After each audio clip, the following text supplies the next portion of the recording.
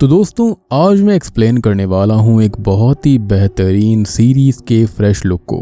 आपको याद होगा कि द स्ट्रेंजर्स नाम से एक मूवी आई थी जिसके अंदर 2 फिल्में पहले से ही हैं। तो उसके बाद इस मूवी फ्रेंचाइजी को एक नया फ्रेश लुक दिया गया है जिसके अंदर द स्ट्रेंजर्स नाम से चैप्टर 1, चैप्टर 2 और चैप्टर 3 आने वाले हैं। ये पहली मूवी है जिसका नाम है द स्ट्रेंजर्स चैप्टर 1। पार्ट 2 इसी साल के एंड में रिलीज होगा और पार्ट 3 अगले साल के लिए सेटअप किया गया है। उम्मीद करता हूँ कि आपको ये पसंद आएगी और इसके लिए आपको पहले वाली फिल्म देखने की जरूरत नहीं है क्योंकि ये एक स्टैंड अलोन ट्रिलॉजी होने वाली है। यहाँ पर कहानी बिल्कुल नए सिरे से शुरू होगी। और दोस्तों मैंने हाल ही में ही एक्सप्लेन किया है एक बहुत ही बढ़िया मूवी को जिसका नाम है ओम भीम बुश। अगर आपने उसे नहीं देखा है जाकर देख लेना, उसका लिंक आपको नीचे डिस्क्रिप्शन में और पिन कॉमेंट में मिल जाएगा।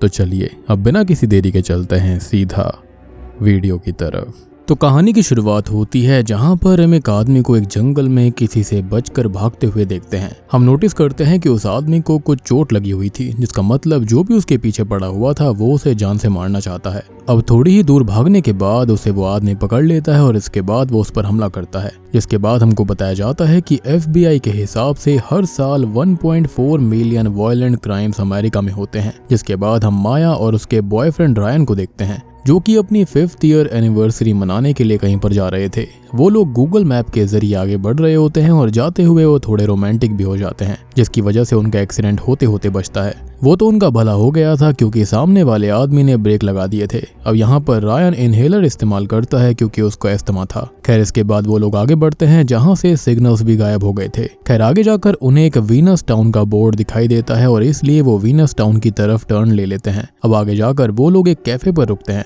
और बाहर कार पार्क करते समय 2 लोकल मैन उन्हें दूर से घूर रहे थे। खैर वो कैफे के अंदर चले जाते हैं जहाँ पर वो काफी सारा खाना ऑर्डर करते हैं और यहाँ पर रायन काफी ज्यादा खाना ऑर्डर कर देता है लेकिन वो वेज होता है तो खाना वहाँ पर वेज मंगवाया गया था। अब माया उसे ये कहती है कि उसे जर्नी के हिसाब से थोड़ा कम खाना चाहिए। तब रायन बोलता है कि उसकी आज एनिवर्सरी है तो वो खा सकता है और ये बात वहाँ पर बैठे हुए कपल सुन लेते हैं जिनके नाम नील और ईडन थे। दरअसल उनकी भी 2nd ईयर एनिवर्सरी होती है। अब खा पीकर वो काउंटर पर बिल पे करने के लिए आते हैं जहाँ पर माया एक मिसिंग पोस्टर देखती है जो कि जेफ नाम के एक आदमी का था। वहाँ की वेट्रेस ये कहती है कि जेफ भी गायब होने से पहले यहीं इस कैफे पर रुका था। तब मजाक मस्ती में रायन कहता है कि अच्छा होगा कि अगर उसने वो खाना ऑर्डर ना किया हो जो कि रायन ने किया था। तब ओनर उससे कहती है कि उसने भी सेम वही खाना ऑर्डर किया था। खैर इस बात को वो इतना सीरियसली नहीं लेते और वहां से निकल जाते हैं। उनको लग रहा था कि वो मजाक कर रहे थे।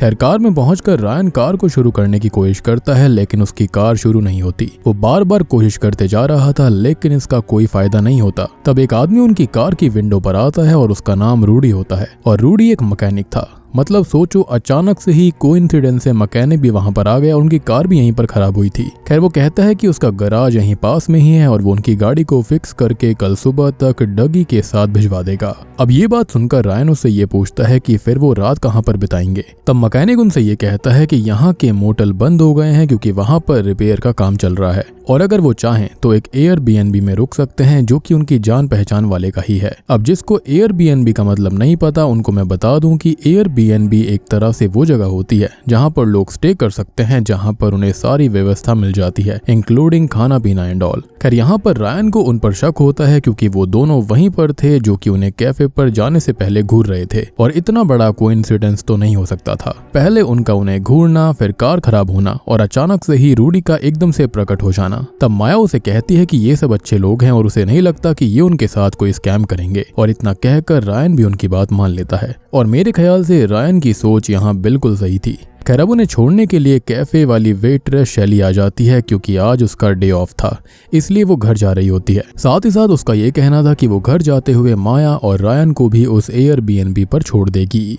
अब वहां से निकलते समय उन्हें 2 बच्चे मिलते हैं जो कि उन्हें एक कार्ड देते हैं और उनसे पूछते हैं कि क्या उन्होंने कोई पाप किया है। जिस पर रायन कहता है कि सभी लोग कुछ ना कुछ गलत जरूर करते हैं, चाहे जानबूझकर या फिर अनजाने में। खैर इसके बाद वो वहां से निकल जाते हैं और शैली उन्हें उनके एयरबीएनबी में छोड़कर वहां से निकल जाती है। अब एयरबीएनबी के अंदर जाने पर वो दोनों काफी खुश हो रहे होते हैं क्योंकि ये एयरबीएनबी काफी अच्छा बना हुआ था। जिसके बाद वो वहां पर आराम करने लगते हैं और रायन फ्रिज में बियर रखने लगता है, लेकिन फ्रिज खराब था। इसलिए माया एयरबीएनबी के ओनर को कॉल करती है जिसका नंबर उसे एयरबीएनबी से ही मिला था। खैर वो किसी को फ्रिज को फिक्स करने के लिए भेजने के लिए कहती है। जिसके बाद रात में रायन और माया साथ में बैठे हुए थे जहाँ पर वो इस जगह के बारे में बात कर रहे थे। इस जगह पर काफी शांति थी, इसलिए वो दोनों काफी खुश होते हैं। एंड अकॉर्डिंग टू देम उनके लिए ये एनिवर्सरी अब तक की सबसे अच्छी एनिवर्सरी बन रही थी। खैर अब यही बातों में वो रोमांटिक हो जाते हैं और घर के अंदर जाकर वो इंटीमेट होने लगते हैं। लेकिन इसी बीच कोई जोर से डोर को नॉक करता है। दरवाजा खोलने पर बाहर एक लड़की थी जिसकी शक्ल अंधेरे की वजह से दिखाई नहीं दे रही थी। वो उनसे पूछती है कि क्या टमारा यहीं पर है, जिस पर वो उसे मना कर देते हैं। जिसके बाद वो वहां से चली जाती है। लेकिन रायन कंफ्यूज्ड हो जाता है कि आखिर वो यहाँ पर कहाँ से आई थी। यहाँ पर आसपास तो कोई ऐसी जगह है ही नहीं जहाँ पर कोई रहता हो। खैर अब वो इस बात को इतना सीरियसली नहीं लेते। जिसके बाद वो फिर से अपना कार्यक्रम जारी रखते हैं। यहाँ पर इनकी बातों से हम जान पाते हैं कि 5 साल पहले माया को रायन ने प्रपोज किया था शादी के लिए, लेकिन उस समय उसने मना कर दिया था। लेकिन अब माया इसके लिए रेडी थी और उसकी जॉब पोर्टलैंड में लगने वाली थी और वो वहां पर रायन के साथ रहना चाहती थी। खैर इसी बीच रायन माया से उसके इनहेलर के बारे में पूछता है। तब वो कहती है कि शायद वो कार में रह गया होगा, जिस पर रायन बोलता है कि वो उसे लेकर अभी आएगा क्योंकि बाहर एक ओल्ड बाइक रखी हुई थी जिसका इस्तेमाल करके वो जल्दी लौट आएगा। खैर रायन के जाने के बाद में माया अपनी फ्रेंड से बात करने लगती है, लेकिन फिर से इसी बीच कोई दरवाजे पर दस्तक देता है। पहले उसे लगता है कि वो रायन है, लेकिन वो रायन नहीं बल्कि अगेन वही लड़की थी जो उससे फिर से टमारा के बारे में पूछती है। इससे माया काफी डर जाती है और इसी बीच हम देखते हैं कि ये जो भी लोग हैं ये एक नहीं बल्कि एक से ज्यादा थे क्योंकि दूसरा पर्सन अब घर के अंदर घुस गया था जिसकी माया को भनक तक नहीं थी। अब ये सब देखकर माया घबरा जाती है और वहीं बैठ जाती है। खैर तभी उसे उस लड़की की आवाज आने लगती है जो कि गाना गा रही थी। माया विंडो की तरफ चेक करने जाती है लेकिन उसे वहाँ कुछ नहीं मिलता। जिसके बाद वो रायन को एक वॉइस मैसेज करती है जहाँ पर वो उसको बताती है कि वो लड़की जो पहले आई थी वो दोबारा आ चुकी है। खैर इसके बाद वो बाहर जाकर भी चेक करती है लेकिन उसे कुछ नहीं मिलता। जिसके बाद जब वो अंदर आती है तो वो अपने आप को रिलैक्स करने के लिए सिगरेट पीती है और म्यूजिक चला देती है। दूसरी तरफ हम रायन को देखते हैं जो कि अपना इनहेलर लेने के लिए अपनी कार खोलता है कि तभी वहां पर रूडी आ जाता है जो कि उसके साथ बहुत ही गंदा बर्ताव करता है। खैर अब वो इनहेलर लेकर वहां से निकल जाता है क्योंकि वो उसे लड़ना नहीं चाहता था। अब इधर माया पियानो बजा रही होती है कि तभी हम उसके पीछे एक मास्क पहने हुए व्यक्ति को देखते हैं, लेकिन माया के पीछे पलटते ही वो वहां से चला जाता है। इधर रायन माया के लिए बर्गर्स पैक करवा रहा था और एयरबीएनबी की तरफ निकल जाता है। दूसरी तरफ माया नहा रही होती है कि तभी उसे बाहर से किलर देखने लगता है और जब माया पलटती है तब वो फिर से गायब हो जाता है। नहाने के बाद माया बाहर आती है लेकिन तभी अचानक से वहाँ की लाइट चली गई थी। माया अब फ्लैश लाइट की मदद से आगे बढ़ रही होती है लेकिन तभी उसे कुछ आवाज आती है। वो एक क्लोजेट में चेक करती है जहां से उसे एक मास्क वाली लड़की मिलती है जिसको देखकर वो डर गई थी और एक रूम में खुद को जाकर वो लॉक कर लेती है। तभी कोई दरवाजा खोलने लगता है जो कि कोई और नहीं बल्कि रायन था। रायन से वो पूछती है कि क्या उसने किसी को घर में देखा, जिस पर रायन अभी मना करता है। जिसके बाद वो दोनों फ्यूज बॉक्स ढूंढने लगते हैं और ढूंढकर रायन लाइट्स ऑन कर देता है। रायन उससे पूरी बात पूछता है और तब माया बताती है कि उसने किसी को देखा था जिसने कि एक मास्क पहना हुआ था। तब रायन वहां पर एक पेंटिंग को देखता है जो कि उस लड़की के मास्क जैसी थी। तब रायन कहता है कि उसने जरूर अंधेरे में उस पेंटिंग को देखा होगा, लेकिन माया श्योर थी कि वो पेंटिंग नहीं है। तब रायन उससे पूछता है कि क्या उसने स्मोक किया है, जिस पर वो हाँ करती है। तब रायन उससे कहता है कि वो सिगरेट्स काफी स्ट्रॉन्ग हैं और शायद इसी वजह से उसे हेलुसिनेशन हुआ होगा, लेकिन हम जानते हैं कि ऐसा नहीं था, वहां पर वाकई में कोई ना कोई है। अब इसी बीच उनके दरवाजे पर फिर से कोई दस्तक देता है। बाहर जाकर देखने पर उन्हें दोबारा वही लड़की सड़क पर मिलती है जिसे सबक सिखाने के लिए रायन आगे बढ़ता है, लेकिन इतने में ही वो भाग जाती है और तब इस बात को वो सीरियसली नहीं लेता क्योंकि उसको लग रहा था कि वो लड़की एक टीनेजर होगी जो कि उनके साथ में मजाक कर रही है। खैर इसके बाद वो दोनों अपना बर्गर खाने लगते हैं जो कि रायन लेकर आया था। तभी ऊपर से कुछ लाल लिक्विड टेबल पर गिरने लगता है और ऊपर देखने पर उनको एक बर्ड दिखाई देती है जिसे मारकर वहां पर लटकाया गया था। ये देखकर वो दोनों डर जाते हैं, यानी कि यहाँ पर उन्हें यकीन हो गया था कि कोई ना कोई तो है। जिसके बाद वो डर के मारे दरवाजे को बंद कर लेते हैं, लेकिन तभी वहाँ पर मास्क वाला लड़का आता है जो कि दरवाजे को एक एक्स की मदद से तोड़ने लगता है और फिर इसके बाद वो अंदर आ जाता है। तभी ऊपर से 2 और लड़कियां नीचे आती हैं जिन्होंने मास्क पहना हुआ था और उनमें से एक वही मास्क वाली लड़की होती है जिसकी पेंटिंग भी वहां पर थी, जिसे माया ने पहले भी देखा था। वो दोनों डर के एक रूम में लॉक हो जाते हैं कि तभी वहां पर वो मास्क वाला आदमी आता है और उस दरवाजे को तोड़ने लगता है। थोड़ा सा तोड़ने के बाद वो वहां से चला जाता है और उनको ये लगता है कि वो लोग वहां से चले गए, अब उन्हें यहाँ से निकलना था। तो रायन ये कहता है कि वो उस बाइक से वहां से भाग सकते हैं, जिसके बाद वो वहां से निकलने लगते हैं। लेकिन ये लोग नोटिस करते हैं कि इन मास्क वाले लोगों ने इन दोनों के ही फोन्स को तोड़ दिया था। खैर अब वो बाइक तक पहुंचते इससे पहले ही वो मास्क वाला आदमी उस बाइक पर आग लगा देता है। अब यहाँ पर वो दोबारा घर के अंदर आ जाते हैं, जहाँ पर उन्हें याद आता है कि इस घर का ओनर एक हंटर है, तो जरूर इसके इस घर के अंदर गन भी मौजूद होगी। जिसके बाद वो एक वेंट में घुस जाते हैं और राइफल ढूंढने लगते हैं। चलते चलते माया के हाथ में एक कील घुस गई थी। वो जैसे तैसे अपनी चीख को कंट्रोल करती है। अब रायन उसके हाथों से कील निकालता है और एक कपड़ा बांध देता है, जिसके बाद वो वेंट के जरिए घर से बाहर आते हैं और स्टोर कैबिन की तरफ भागने लगते हैं। इफ वहां पर कोई गन होगी तो उनकी हेल्प हो जाएगी, लेकिन रायन भागते हुए गिर पड़ता है, जिससे उसके पैरों में मोच आ जाती है। खैर अब वो जैसे तैसे कैबिन में जाते हैं जहां पर अंधेरा था। तब माया लाइटर ऑन करती है और हम देख पाते हैं कि वो लड़की वहीं पर है, लेकिन उन्हें वो नहीं दिखती। खैर वो आगे बढ़ते हैं जहां पर रायन उसे विंडो के पास बैठकर ऊपर चेक करने जाता है। उसको लग रहा था कि क्या पता ऊपर वहां पर गन मिल जाए, कि तभी वहां पर वो लड़की आती है और साथ ही साथ वो मास्क वाला आदमी भी होता है, जो कि विंडो के बाहर से उसे पकड़ लेता है। इसी बीच रायन आकर गन शॉट चलाता है, जिसे गन मिल गई थी, जिसके बाद वो वहां से भाग जाते हैं और माया और रायन अब धीरे धीरे घर की तरफ बढ़ने लगते हैं। तब रायन को वो मास्क मैन मिल जाता है, जिसे वो शूट कर देता है, लेकिन पास जाने पर पता चलता है कि असल में वो उस एयरबीएनबी का ओनर था, जो कि फ्रिज को फिक्स करने आया था। और उसे मारने के बाद रायन को काफी गिल्ट महसूस होता है। अब वहीं पर ओनर की कार की चाबी भी थी।